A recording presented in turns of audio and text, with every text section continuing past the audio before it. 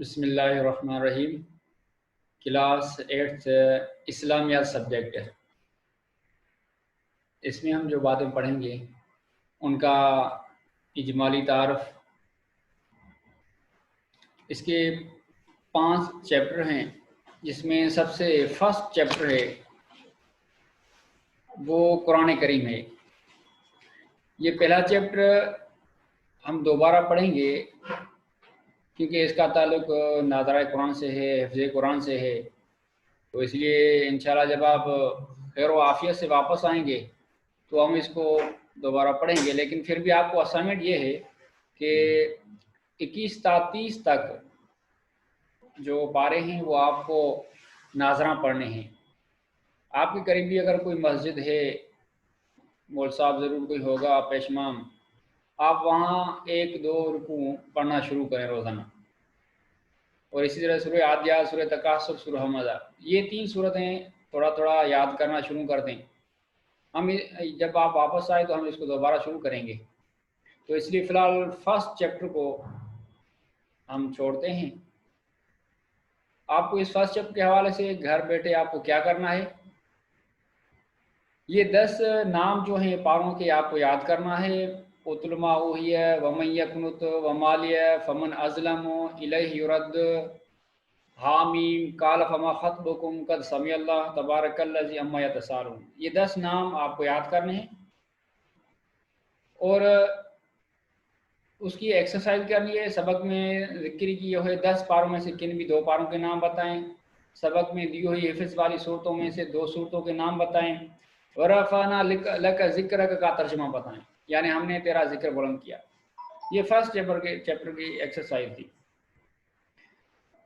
اب ہم second chapter اس طرح شروع کرتے ہیں، کیونکہ فرسٹ چیپٹر تو ہم دوبارہ شروع کریں گے، لیکن جو اب آپ کا لیکچر ہے وہ سیکنڈ چیپٹر کا ہے۔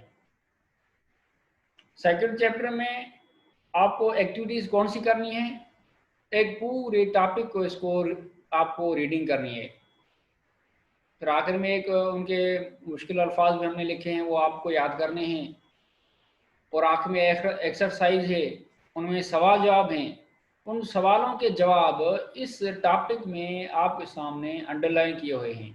مثال پہلا سوال ہے عقیدے کے لفظی معنی کیا ہے، تو یہ اس کا جواب انڈر لائن کیا ہوا ہے کہ عقیدے کی لفظی معنی ہے کسی چیز پر پختہ یقین رکھنا۔ اسی طرح ہر ایک سوال جواب کے انڈر لائن کیے ہوئے ہیں اس ٹاپک میں، جب آپ ریڈ کریں گے آپ کو پتہ چلے گا۔ اب پہلا جو چیپٹر ہے اس کی ٹاپک ہے ایمانیات۔ ایمانیات وہ باتیں جو ایمان سے تعلق رکھتی ہیں۔ ایمان یعنی یقین، پختہ یقین دینی حوالے سے، دینی معاملات میں۔ مثال کے طور پر آپ کا ایمان ہے، یقین ہے کہ اللہ ایک ہے، اور آپ کا یقین ہے کہ حضرت محمد صلی اللہ علیہ وسلم اللہ کے رسول ہیں، آپ کا یقین ہے، ایمان ہے کہ قرآن مجید اللہ تعالیٰ کا آخری کتاب ہے آسمانی، تو یہ سب باتیں ایمانیات میں شامل ہوتی ہیں۔ جن باتوں پر آپ کو یقین ہے دین کے حوالے سے وہ ایمانیات میں شامل ہیں۔ ان میں ہم سب سے پہلے پڑھتے ہیں عقیدہ آخرت اور تعمیر سیرت میں اس کا کردار۔ اب پہلے اس ٹاپک کی میننگ آپ کو معلوم ہونی چاہیے، عقیدہ کیا ہے، آخرت کیا ہے، تعمیر سیرت سے کیا مراد ہے۔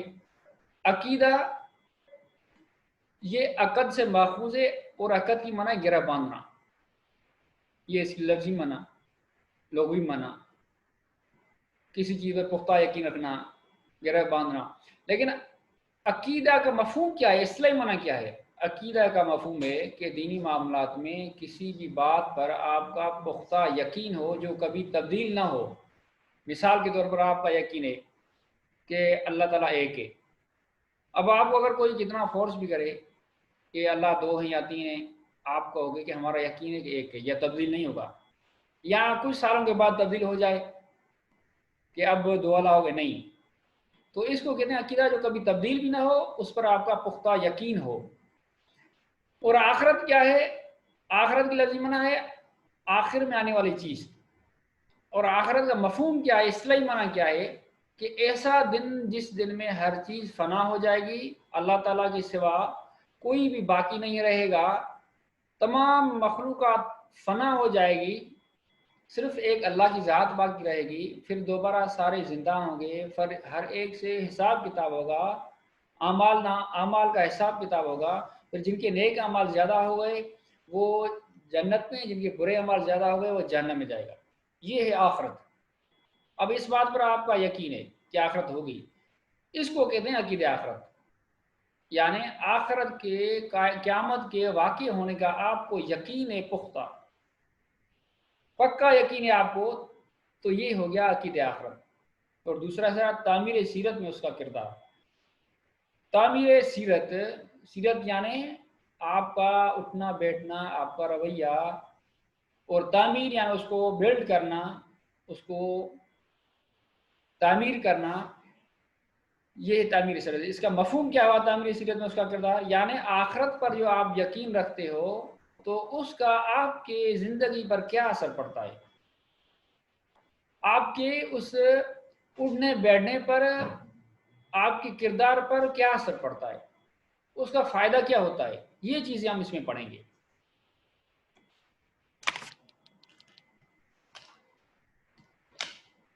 تو اس حوالے سے پہلے عقیدہ آخرت کا مفہوم ہو گیا، تعمیر سیرت میں اس کا کردار، یہ ہم آگے پڑھتے ہیں۔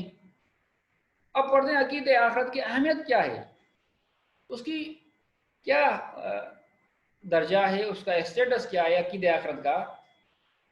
تو آپ اس کا اندازہ اس بات سے بھی لگا سکتے ہیں کہ تمام جو انبیاء آئے ہیں ان سب نے عقیدہ آخرت کی تعلیم دی کہ آپ کو یقین ہونا چاہیے کہ سب کو مرنا ہے، اللہ کے آگے پیش ہونا ہے، اعمال کا حساب کتاب آپ کو دینا ہوگا۔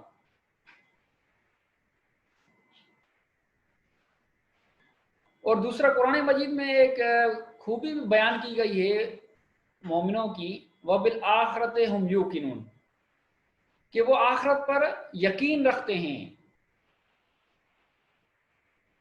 اور ایک اور بھی آیت ہے سورہ زلزال، تو جس نے ذرا بھر بھی نیکی کی ہوگی وہ اس کو دیکھ لے گا، اور جس نے ذرا بھر بھی کوئی برائی کی ہوگی اس کو دیکھ لے گا۔ تو اس سے بھی واضح ہوتا ہے کہ آگے چل کر آپ کو ہر ایک عمل کا حساب دینا ہوگا، اور وہ کیا ہوگا، وہ آخرت کا دن ہوگا اس میں۔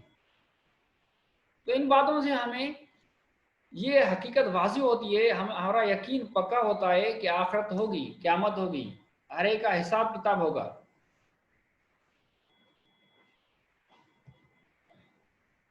عقیدہ آخرت کا تعمیر سیرت میں کردار، پہلے ہم نے عقیدہ آخرت کا مفہوم پڑھا، پھر ہم نے عقیدہ آخرت کی اہمیت پڑھی قرآن مجید میں، اور اب ہم پڑھتے ہیں آخرت کا ہماری زندگی پر اثر کیا ہوتا ہے، ہماری جو کردار ہے وہ اس میں بہتری کون سی آتی ہے۔ سب سے پہلے نیکی سے محبت اور بدی سے نفرت۔ پہلا اثر یہ ہوتا ہے کہ جو بھی شخص آخرت پر یقین رکھتا ہے تو اس میں یہ خوبی پیدا ہوتی ہے کہ وہ نیکی سے محبت کرتا ہے اور برائی سے نفرت کرتا ہے۔ نیکی سے محبت کیوں؟ کیونکہ اس کو یقین ہے کہ آج میں کوئی بھی نیک کام کروں گا تو آخرت میں اس کا مجھے صلہ ملے گا، بدلہ ملے گا، اجر ملے گا، اس لیے وہ نیکی سے محبت کرتا ہے، نیکی زیادہ کرتا رہتا ہے۔ اور بدی سے نفرت اس لیے کرتا ہے کہ اگر آج میں کوئی برائی کروں گا، کسی سے ظلم کروں گا، کسی کی حق تلفی کروں گا، تو آخرت میں مجھے اس کا عذاب سزا ملے گی، بدلہ ملے گا۔ اس حوالے سے یہ آخرت پر جب یقین رکھتا ہے تو ان باتوں ان کی یہ خوبیاں ان میں پیدا ہوتی ہیں۔ سیکنڈ نمبر پر بہادری و شجاعت، کہ جب ایک انسان کو یقین ہے کہ آخرت ہوگی، اس میں ہر ایک کو بدلہ ملے گا، برائی کا برا، اچھائی کا اچھا، تو وہ خود بہادر بن جاتا ہے۔ اس حوالے سے اسے کسی کی پرواہ نہیں ہوتی، کیونکہ اسے یقین ہے کہ آج اگر کوئی مجھ سے ظلم کرے گا تو میں آخرت میں اس سے بدلہ لوں گا، اللہ تعالیٰ مجھے بدلہ دلائے گا۔ یا دینی معاملات میں وہ بہادری سے اس کو سرانجام دیتا ہے، اللہ کو ایک ماننا، اب چاہے اس کو کوئی بھی کتنا بھی ڈر آئے وہ اللہ کو ایک ہی مانے گا اور اسی پر یقین کرے گا۔ تیسرا ہے صبر اور تحمل. انسان جب آخرت پر یقین کرتا ہے تو اس میں ایک خوبی یہ بھی پیدا ہوتی ہے کہ وہ صبر اور تحمل سے کام لیتا ہے، کیونکہ اس نے قرآن میں بھی پڑھا ہے انما یوفی الصابرون اجرهم بغیر حساب. جو شخص صبر کرتے ہیں اس کو بغیر حساب کے اللہ تعالیٰ اسے بدلہ ملے گا. اب اس کو یقین ہے کہ مجھ سے اگر کوئی زیادتی ہو رہی ہے تو میں اس کا صبر کروں، کیونکہ مجھے اسے بدلہ ملے گا آخرت میں. آخرت آنے والی ہے، جب بھی آئے گی ضرور آئے گی تو مجھے اس میں بدلہ ملے گا. تو اس لیے وہ صبر کرتا ہے، اسے برداشت کرتا ہے، چاہے وہ مصائب ہوں اللہ تعالیٰ کی طرف سے یا دنیا کے لوگوں کی طرف سے مشکلات ہوں، وہ صبر سے برداشت کرتا ہے کیونکہ اس کو یقین ہے کہ اس کا بدلہ ملے گا اللہ کی طرف سے. کیسے؟ مثال اللہ نے حکم کیا کہ آپ کو نماز پڑھنی ہے، اب یہ سردی میں اٹھتا ہے، نیند چھوڑتا ہے، بستر چھوڑتا ہے، وضو کرتا ہے، مسجد جاتا ہے، یہ خوشی سے برداشت کرتا ہے کیونکہ اس کو یقین ہے کہ مجھے اسے بدلہ ملے گا. نیک کام کرتا ہے خوشی سے صبر کے ساتھ کیونکہ اس کو یقین ہے کہ آخرت میں اللہ مجھے بدلہ دے گا، اجر دے گا. چوتھی ہے سخاوت اور فیاضی. جو شخص آخرت پر یقین رکھتا ہے اس کو اس بات کا یقین ہو جاتا ہے کہ اگر میں آج کچھ بھی خرچ کرتا ہوں مجھے آخرت میں اس کا صلہ ملے گا، کیونکہ آخرت تو ہوگی ضرور، اس میں مجھے یہ بدلہ ملے گا. قرآن میں اللہ نے فرمایا ہے سورہ بقرہ آیت نمبر 110، اور جو بھلائی اپنے لیے آگے بھیج رکھو گے اس کو اللہ تعالیٰ کے ہاں پالو گے، یعنی وہ آپ کو ملے گی، اس کا بدلہ ملے گا.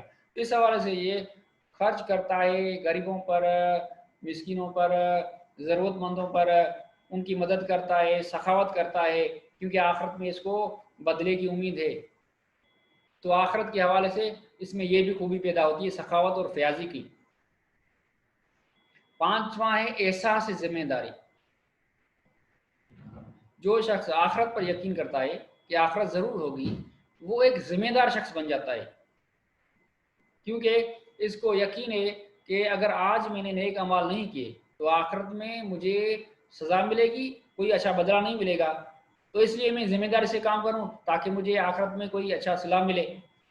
اس لیے میں لوگوں کے حقوق تلف نہ کروں، ہر ایک کے حقوق پورے کروں ذمہ داری کے ساتھ تاکہ مجھے آخرت میں اس کا بدلہ ملے. تو وہ ذمہ دار بن جاتا ہے.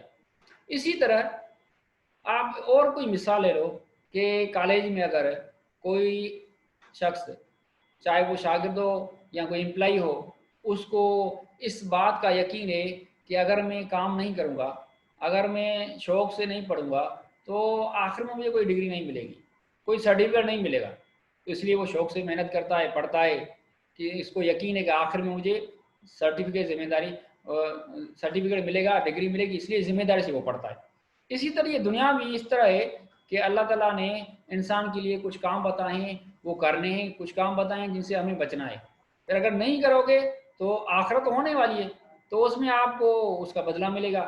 اس لیے ہر شخص ذمہ دار بن جاتا ہے جو آخرت پر یقین کرتا ہے. اور حدیث بھی ہے تم میں سے ہر شخص ذمہ دار ہے، اسے اس کی ذمہ داریوں کے بارے میں پوچھا جائے گا. کوئی ادارے کا بڑا ہو، کوئی ملک کا بڑا ہو، کوئی گھر کا بڑا ہو، اس کو اس کے ماتحت کے بارے میں سوال کیا جائے گا کہ تو نے اس کے حقوق پورے کیے یا نہیں کیے. اب یہ ذمہ دار بن گیا، اپنے گھر والوں کے، اپنے ماتحتوں کے حقوق پورے کرتا ہے. تو یہ سب کچھ آخرت میں یقین کرنے کی وجہ سے، کیونکہ آخرت میں اس کا بدلہ ملے گا. اب اس ٹاپک میں جو آپ کے مشکل الفاظ تھے ان کی معنی آپ کو یاد کرنی ہے. مثال کے طور پر ماخوذ یعنی لیا گیا، متی یعنی فرمان بردار، افکار یہ فکر کی جمع ہے یعنی سوچ، عاجزی و انکساری اپنے آپ کو کم سمجھنا، اللہ کے آگے جھکنا یا عاجزی انکساری، بسر کرنا، گزارنا. یہ سارے لفظ لکھے ہوئے ہیں، آپ کو یہ یاد کرنے ہیں، اس کی میننگ یاد کرنی ہے. یہ ایم سی کیوز میں آ سکتے ہیں. ایکسرسائز، عقیدے کی لفظی معنی کیا ہے؟ اس کا جواب پہلے میں نے آپ کو بتایا کہ انڈر لائن کیا ہوا ہے. یہ اس کا جواب عقیدے کی لفظی معنی ہے کسی چیز پر پختہ یقین رکھنا. دوسرا سوال تھا عقیدے آخرت سے کیا مراد ہے؟ عقیدے آخرت سے مراد ہے کہ ایسی زندگی پر پختہ یقین رکھنا جو اس دنیا کی زندگی کے بعد آنے والی ہے، یہ عقیدے آخرت. تو ہر ایک سوال کا جواب اس میں انڈر لائن کیا ہوا ہے، یہ جواب بھی آپ دیکھ لینا اور یاد بھی کر لینا. تو اس پوری ٹاپک میں خلاصہ یہ ہوا جو آپ کو ایکٹیویٹی گھر پر کرنی ہے وہ ایک تو پوری ریڈنگ کرنی ہے، اس کے مشکل الفاظ یاد کرنے ہیں، اور سوال اور جواب یاد کرنے ہیں، سوالوں کے جواب جو انڈر لائن کیے ہیں وہ یاد کرنے ہیں۔ باقی جو آگے ایکسرسائز آتی ہے وہ آپ کو خود حل کرنی ہے، خالی جگہیں پر کریں، صحیح اور غلط کا انتخاب کریں، درست جملوں کے سامنے صحیح کا، غلط جملوں کے سامنے غلط کا نشان لگائیں۔ یہ آپ اپنے ذہن سے سوچیں۔ مثال کے طور پر اللہ تعالیٰ اس دنیا اور اس کی تمام دیش کو فنا کر دے گا، اب آپ کو سوچنا ہے کہ اس میں کیا آئے گا۔ آپ کی ریڈنگ کی ہوگی تو آپ کے ذہن میں آئے گا کہ اللہ تعالیٰ اور اس دنیا اور اس کی تمام مخلوقات کو فنا کرے گا، مخلوقات کا لفظ اس میں آئے گا۔ اسی طرح یہ آپ کو حل کرنا ہے۔ صحیح جواب پر درست کا نشان لگانا ہے۔ عقیدہ آخرت کی تعلیم دی، اب اس کے 4 آپشن ہیں، چاروں آپ کو پڑھنے ہیں، پھر سوچنا ہے کہ اس میں صحیح کون سا ہے۔ عقیدہ آخرت کی تعلیم دی کس نے؟ صرف محمد نے۔ بے صرف حضرت ابراہیم علیہ السلام نے۔ جیم صرف حضرت عیسیٰ علیہ السلام نے۔ دال تمام انبیاء نے۔ تو اس کا جواب یہ دال درست ہوگا، تمام انبیاء علیہ السلام نے عقیدہ آخرت کی تعلیم دی۔ تو اس طرح یہ سارے آپ کو حل کرنے ہیں۔ دوسری ٹاپک ہے عبادات، یعنی وہ کام، عملی کام، پریکٹیکلی کام جو اللہ کی رضا کی خاطر کیے جاتے ہیں۔ روزہ، اب پہلی ٹاپک ہے روزہ، فضیلت اور معاشرتی اثرات۔ اب اس میں آپ کو پڑھنا ہے روزہ ہے کیا، اس کی فضیلت کیا ہے، معاشرے پر اس کے اثرات کیا پڑتے ہیں۔ یہ 3 چیزیں۔ پہلی ہے روزے کا مفہوم۔ روزہ کس کو کہتے ہیں؟ روزے کو عربی میں صوم یا صیام کہتے ہیں، اور صوم یا صیام کی لفظی معنی ہے کسی کام سے رک جانا، یہ لفظی معنی ہے۔ اور دوسری اصطلاحی معنی، اصطلاحی معنی یعنی اس کا مفہوم کیا ہے، معاشرے شریعت میں اس کا مفہوم کیا ہے۔ اسلامی شریعت میں روزے سے مراد 3 چیزوں نے اپنے آپ کو روکنا، صبح صادق سے لے کر غروب آفتاب تک۔ صبح صادق کیا ہے؟ فجر اذان دینے کا جو وقت ہے اس سے پہلے کا وقت، یہ صبح صادق ہے۔ اور غروب آفتاب جب سورج ڈھل جائے، غروب ہو جائے، اس وقت تک 3 چیزوں سے اپنے آپ کو روکے رکھنا۔ وہ کون سی ہیں؟ کھانا، پینا، جنسی میلہ۔ ان 3 چیزوں نے اپنے آپ کو روکے رکھنا ہے، یہ روزہ کہلاتا ہے۔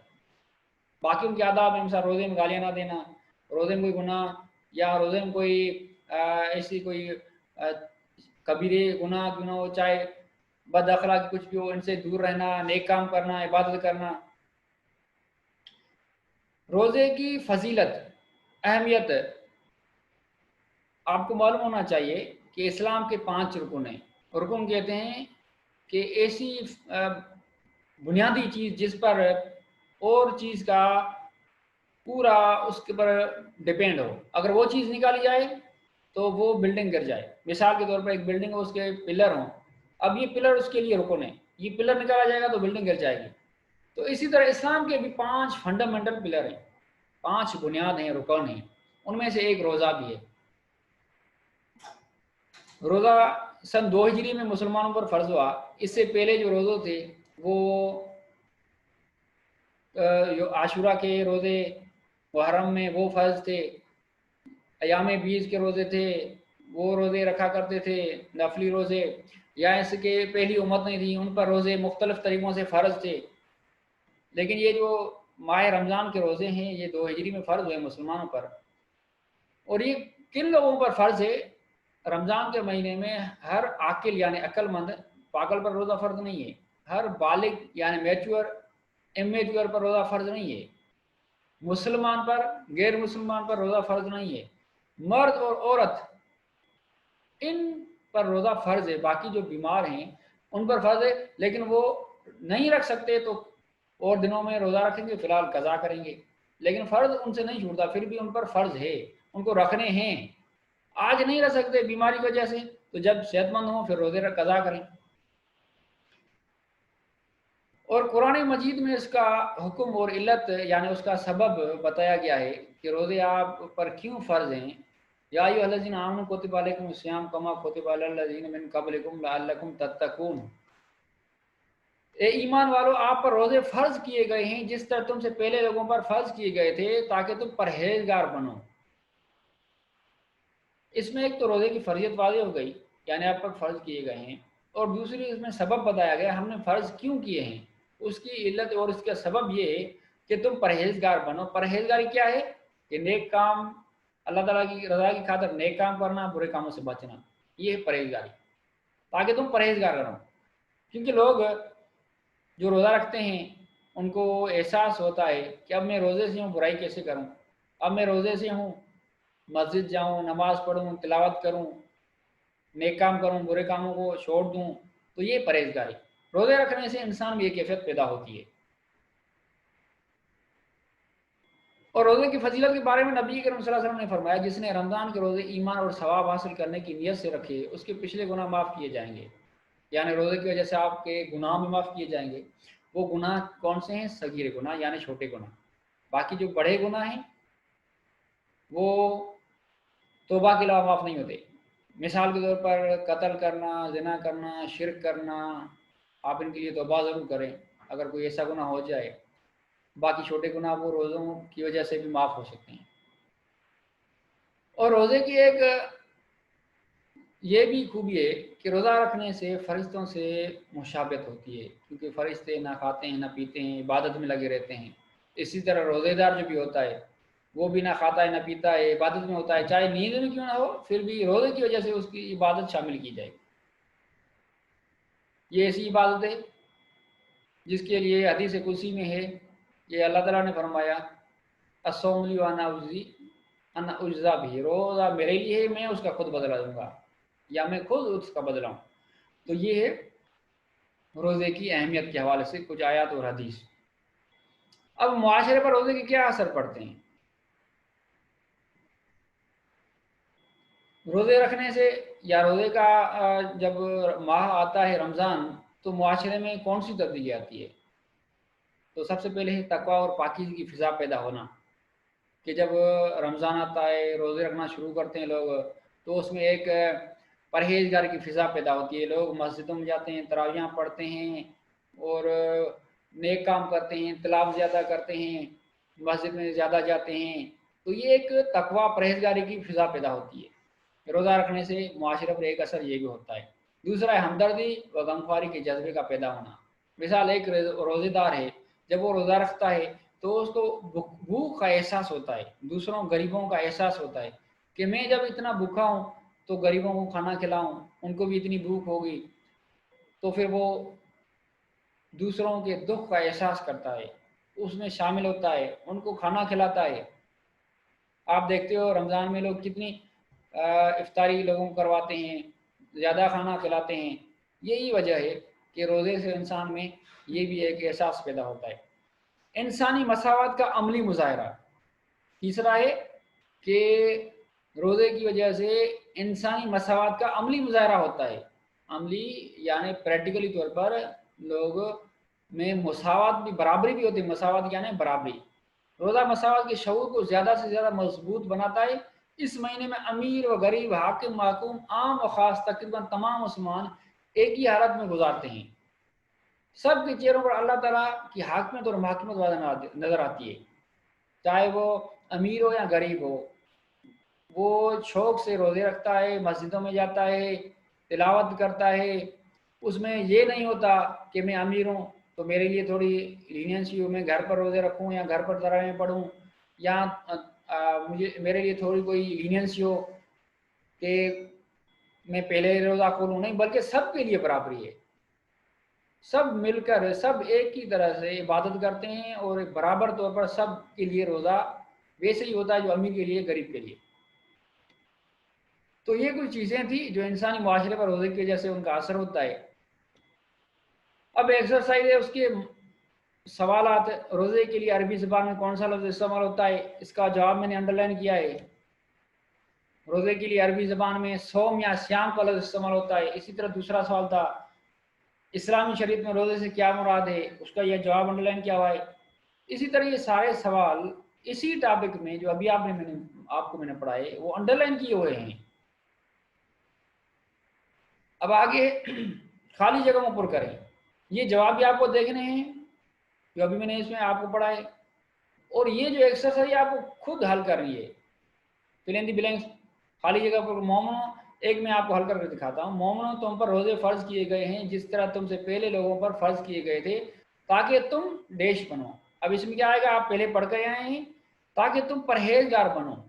اسی طرح یہ آپ خالی جگہیں اس ٹاپک سے ڈھونڈنی ہیں. آپ ریڈنگ کرو گے تو یہ جواب آپ کو سمجھ میں آئیں گے، یہ خالی جگہیں بھی آپ کو دیکھنے میں آئیں گی تو آپ کو حل کرنی ہے. یہ صحیح اور غلط کا نشان یہ بھی آپ اپنے ذہن سے حل کریں تاکہ آپ کا ذہن ایکٹیو ہو اور آپ کا ذہن اس بات پر ایک بیدار ہو جائے کہ کس طرح یہ باتیں آپ کے ذہن سے حل ہوتی ہیں. تو یہ آپ کو خود حل کرنے ہیں. تیسری ٹاپک ہے حج اور اس کی عالمگیریت. حج کی معنی کیا ہے؟ اور یہ انٹرنیشنل لیول پر یعنی عالمی لیول پر یہ سب مسلمانوں کے لیے فرض ہے، سب کے لیے لازم ہے. ہر قوم، ہر ملک، اس میں جو بھی مسلمان رہتے ہیں مختلف علاقوں سے وہ حج کرنے آتے ہیں. یہ اس کی عالمگیریت ہے. اب حج کا مفہوم کیا ہے؟ حج کی لفظی معنی ہے ارادہ کرنا، اور حج کا مفہوم یعنی اصطلاحی معنی کیا ہے؟ مقررہ جگہوں پر جا کے مقررہ احکام مقررہ وقت میں بجا لانا. ایک بار پھر کہتا ہوں کہ مقررہ جگہوں پر یعنی کعبۃ اللہ، مینا، عرفات، یہ مقررہ جگہ ہیں.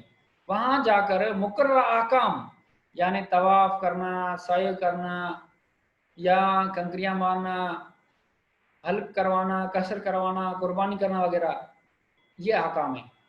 مقررہ اوقات میں یعنی حج کے مہینے میں، ذوالحج کے مہینے میں.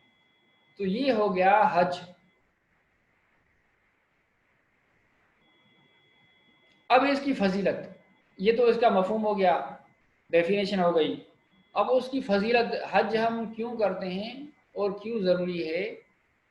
حج جس طرح پہلے میں آپ کو بتایا کہ اسلام کے 5 بنیادی ارکان ہیں، فنڈامنٹل پلر ہیں. اگر ایک پلر نہ ہو یا ایک پلر کو اگر آپ نہیں مانتے تو آپ مسلمان نہیں ہیں. سب کو ماننا ہوگا، باقی اگر ان پر عمل نہیں کرتا تو گناہ گار ہوگا. ماننا سب کو، یقین سب پر رکھنا ہے. تو حج بھی ان میں سے ایک ہے، ان 5 ارکان میں سے. حج اسلام کا بنیادی رکن ہے اور یہ مالی اور بدنی دونوں کا مجموعہ عبادت ہے. عبادت 3 قسم کی ہوتی ہے، ایک صرف مالی جیسے زکوٰۃ جس میں صرف ہم مال خرچ کرتے ہیں، دوسری ہوتی ہے بدنی جیسے نماز، اب اس میں ہم صرف بدن کے ذریعے اس میں محنت کرتے ہیں، اور تیسرا ایسا ہوتا ہے جس میں بدن بھی استعمال ہوتا ہے یعنی اب محنت کرنی پڑتی ہے اور پیسہ بھی خرچ ہوتا ہے، مال بھی خرچ کرنا پڑتا ہے، وہ ہے حج. یہ حج سن 9 ہجری میں مسلمانوں پر فرض ہوا. پہلے حج اس طریقے سے فرض نہیں تھا، بس ایسے طواف وغیرہ کرتے تھے، اذکار وغیرہ کرتے تھے. اب یہ ایک پورا طریقے سے جو ہر فرض ہوا ہے وہ 9 ہجری میں فرض ہوا مسلمانوں پر. حج زندگی میں ایک مرتبہ فرض ہے، ہر عاقل بالغ مسلمان مرد عورت پر فرض ہے. جو بھی اس کی طاقت رکھتا ہو اس پر فرض ہے. غریب پر حج فرض نہیں. جو وہاں جانے کی طاقت نہیں رکھتا اس پر حج فرض نہیں. مثال کے طور پر راستے میں کوئی ایسی رکاوٹ ہے جس کی وجہ سے وہ وہاں جا نہیں سکتا، یا ایسی کوئی ان کے پاس سواری نہیں ہے وہاں پہنچ نہیں سکتا، یا ان کے پاس پیسے نہیں ہیں کر نہیں سکتا، تو ان لوگوں پر حج فرض نہیں ہے. جو طاقت رکھتا ہو، اس میں یہ ساری باتیں آ گئی، تو ان پر حج زندگی میں ایک مرتبہ لازم ہے. اگر بار بار کرے تو وہ ثواب اس کو ملے گا، لیکن فرض ایک بار ہے.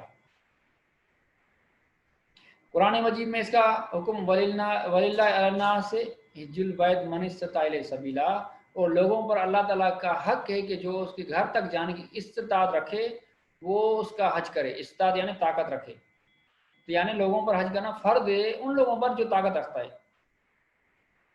نبی کریم صلی اللہ علیہ وسلم نے فرمایا حج زندگی میں ایک مرتبہ فرض ہے، اس سے زیادہ مرتبہ حج کرنا نفل ہے.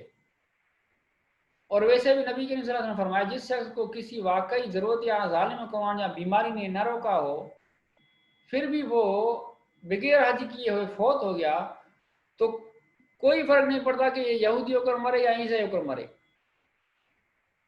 تو اس سے ایک قسم کی ڈانٹ بھی ہے ان لوگوں کے لیے جو طاقت ہونے کے باوجود حج نہیں کرتے. تو ان باتوں سے معلوم ہوا کہ حج ہر صاحب استطاعت یعنی طاقت والے پر حج کرنا لازم فرض ہے۔ حج ایک جامع عبادت ہے۔ حج ایک ایسی عبادت ہے جس میں بہت ساری عبادتوں کا مجموعہ ہے۔ اس میں نماز بھی ہوتی ہے، اس میں پیسے بھی خرچ ہوتے ہیں، اس میں آپ ذکر و اذکار بھی کرتے ہیں، اور اس میں آپ قربانی بھی کرتے ہیں، اس میں آپ مختلف عبادتوں کا جو مجموعہ ہے وہ حج ہے، وہ سارے آپ اس میں کرتے ہیں۔ تو اس لیے حج کو جامع عبادت بھی کہا جاتا ہے، یعنی اکثر عبادتوں کو جمع کرنے والی عبادت وہ حج ہے۔ اور مناسک حج کس کو کہتے ہیں؟ یعنی حج کے احکام، وہاں جا کر آپ کو جو احکام ادا کرنے ہیں ان کو مناسک حج کہا جاتا ہے۔ حج کے موسم میں مسلمان دنیا کے کونے کونے سے مکہ مکرمہ کی طرف روانہ ہوتے ہیں۔ جب وہ میقات کس کو کہتے ہیں؟ احرام باندھنے کی جگہ۔ احرام یہ دو وائٹ شیٹ ہیں، دو چادریں ہیں، وہ پہننی ہیں اس جگہ سے جہاں سے شریعت نے پہننے کا حکم دیا ہے، اس جگہ کو میقات کہا جاتا ہے۔ وہاں سے حاجی وہ چادریں پہنے گا اور نیت کر کے حج کی طرف روانہ ہوگا۔ پھر لبیک اللہم لبیک بھی کہتا رہے گا، یعنی یہ پورا جملہ لبیک اللہم لبیک لا شریک لک لبیک ان الحمد والنعمت لک والملک لا شریک لک۔ اس کی معنی لکھی ہوئی ہے، یہ حاضر ہوں اے اللہ، حاضر ہوں میں تیرا کوئی شریک نہیں، حاضر ہوں میں بے شک تمام تعریفیں اور تمام نعمتیں ساری بادشاہ تیرے لیے ہی ہے، تیرا کوئی شریک نہیں، میں حاضر ہوں، یہ ان کی میننگ ہے لبیک اللہم لبیک۔ ان کو تلبیہ کہا جاتا ہے۔ یہ جب بھی حج نکلتے ہیں تو یہ اذکار شروع کر دیتے ہیں۔ حجاج اکرام یعنی حج کرنے والا 8 ذی الحجہ کی صبح کو مینا کے مقام پر پہنچے گا۔ مینا وہاں ایک جگہ ہے، وہاں اس کو پہنچنا ہے، اور 9 ذی الحجہ کی صبح کو میدان عرفات میں اکٹھے ہوں گے۔ میدان عرفات بھی وہاں ایک بڑا میدان عرفات اس کی جگہ ہے، وہاں سارے اکٹھے ہوں گے۔ وہاں ہر لینگویج میں، ہر زبان میں آپ کے لیے گائیڈ کرنے والے موجود ہوں گے۔ آپ کو کیا کرنا ہے، کون سے احکام آپ کو کرنے ہیں، کہاں جانا ہے، وہ ہر آپ کو بار بار آپ کو بتائیں گے، آپ کو گائیڈ کریں گے۔ وہاں جب عرفات میں آپ پہنچیں گے، دوپہر کے وقت کا خطبہ سنیں گے، وہاں امام خطبہ دے گا یعنی تقریر کرے گا، وہاں ظہر عصر کی نماز اکٹھے پڑھتے ہیں۔ سورج غروب ہونے کے بعد میدان عرفات کو چھوڑ کر مقام مزدلفہ میں جمع ہوتے ہیں۔ مزدلفہ بھی ایک جگہ ہے، اور وہاں رات ٹھہرتے ہیں۔ مغرب و عشاء کی 2 نمازیں وہاں اکٹھے پڑھتے ہیں۔ یہ آپ صلی اللہ علیہ وسلم سے ثابت ہے، اس لیے یہ ان اوقات میں صرف مخصوص ہے۔ آپ صلی اللہ علیہ وسلم نے ایسے کیا، اس لیے ہم بھی وہاں 2 نمازیں اکٹھے پڑھتے ہیں۔ 10 ذی الحجہ کو صبح کو جمرہ عقبہ کی کنکریاں مارتے ہوئے پھر قربانی کرتے ہیں۔ یعنی جمرہ عقبہ کہتے ہیں کہ وہاں جو جگہ ہیں شیطان کی، وہاں کنکریاں مارتے ہیں، ان کو جمرہ عقبہ کہتے ہیں۔ اور یہ ایک مستقل ایک جدا ایک تاریخ ہے کہ جب حضرت ابراہیم علیہ السلام اپنے بیٹے کو اللہ کے حکم سے ذبح کرنے جا رہے تھے، راستے میں انسانی شکل میں 3 جگہوں پر شیطان آیا تھا اور ان کو کہا تھا کہ آپ ایسے کیوں کرتے ہو، یعنی اس کو اللہ کی نافرمانی پر اکسا رہے تھے، ان کو روک رہے تھے حضرت ابراہیم کو شیطان۔ تو حضرت ابراہیم نے ان 3 جگہوں پر اس شیطان کو کہا کہ تو شیطان ہے، ان کو پتھر مارے اور اس کو بھگایا۔ تو یہ ادا اللہ کو پسند آ گئی اور اس کو ہمیشہ کے لیے باقی رکھا۔ اب جو بھی حاجی ان جگہوں سے گزرتا ہے تو ان 3 جگہوں پر وہ پلر نشان لگے ہوئے ہیں، وہاں کنکریاں مارنی ہوتی ہیں، ان کو کہتے ہیں جمرات یعنی کنکریاں مارنا۔ اور 10 ذی الحجہ کو صبح کو جمرہ عقبہ کی کنکریاں مارتے ہیں، پھر قربانی کرتے ہیں اور حلق یا قصر کرواتے ہیں۔ حلق کہتے ہیں کہ سر کے بال منڈوانا، قصر کہتے ہیں کہ بال کو کاٹنا، جیسے عورتیں ہیں وہ بال کا کچھ حصہ کاٹتی ہیں، اور مرد ہیں وہ حلق کراتے ہیں یعنی بال منڈواتے ہیں۔ پھر بیت اللہ کی زیارت کے لیے جاتے ہیں، اور طواف زیارت کرنے کے بعد صفا مروہ کے درمیان سعی کرتے ہیں۔ طواف یعنی یہ جو کعبۃ اللہ اس کے ارد گرد چکر لگانا، یہ طواف ہے۔ اور صفا مروہ یہ 2 پہاڑیاں ہیں، ان کے درمیان آہستہ دوڑنا، اس کو کہتے ہیں سعی۔ آخر میں آپ کو ایک ویڈیو دکھاتا ہوں، اس میں آپ کو یہ ساری باتیں سمجھ میں آئیں گی کہ کیسے وہ کرتے ہیں۔ حج کی عالمگیریت، جس طرح 5 وقتی نماز محلے کی مسلمانوں کو مسجد میں اکٹھا کرتی ہے اور ہفتہ اور نماز جمعہ مسلمان کو جامع مسجد میں اکٹھا کرتی ہے، اسی طرح یہ بھی ایک جو اجتماع ہے سالانہ، وہ ملک مختلف علاقوں کے لوگ مسلمان، مختلف قوموں کے لوگ مسلمان اور مختلف علاقوں کے لوگ سب ایک ہی جگہ پر اکٹھے ہوتے ہیں حج کرنے کے لیے۔ اس میں نہ کوئی فرق ہوتا ہے ذات کا، نہ کسی قوم کا، نہ کسی ملک کا، سب کے لیے وہی احکام، سب کے لیے وہی عبادتیں، سب کے لیے وہی جو حکم ہے وہی کرنا ہے۔ کوئی کسی کے لیے کوئی تخصیص یا کسی کے لیے کوئی فرق نہیں ہے، امیر غریب، چاہے کسی بھی قوم کا ہو، چاہے کسی بھی علاقے کا ہو، طاقتور ہو یا غریب ہو، ضعیف ہو، کمزور ہو، سب کے لیے سیم احکام وہ ادا کر رہے ہیں۔ تو یہ ہے عالمگیریت، یعنی مختلف علاقوں سے جو آنے والے ہیں، مختلف ملکوں سے جو آنے والے ہیں، وہ حج میں حج جب آتے ہیں تو ایک ہی طرح سے، ایک ہی طرح کا الفاظ، ایک ہی طرح کی عبادت، ایک ہی طرح کا لباس، سب ایک ہی طرح کے، سب اپنے اپنے علاقے میں وہ جو ان کے رواج ہیں، رسمیں، سب چھوڑ کر ایک ہی وہ جو اسلام کا حکم ہے اس کو فالو کرتے ہیں۔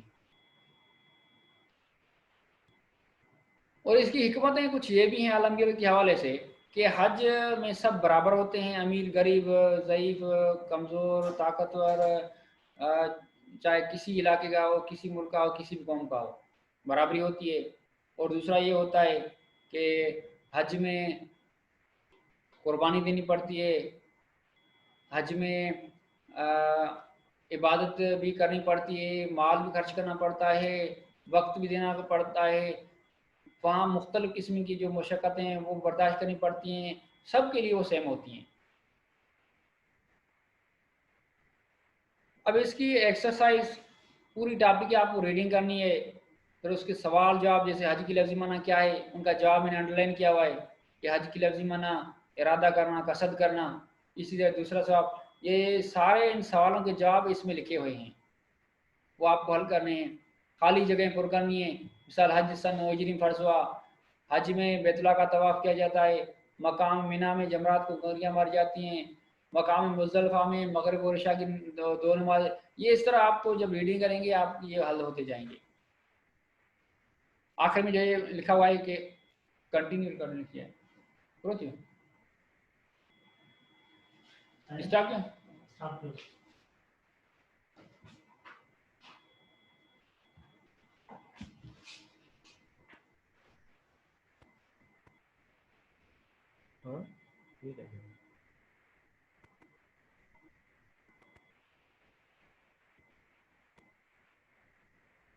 Speaker is not working properly. معلوم کہاں ہے اسپیکر ہمارے نہیں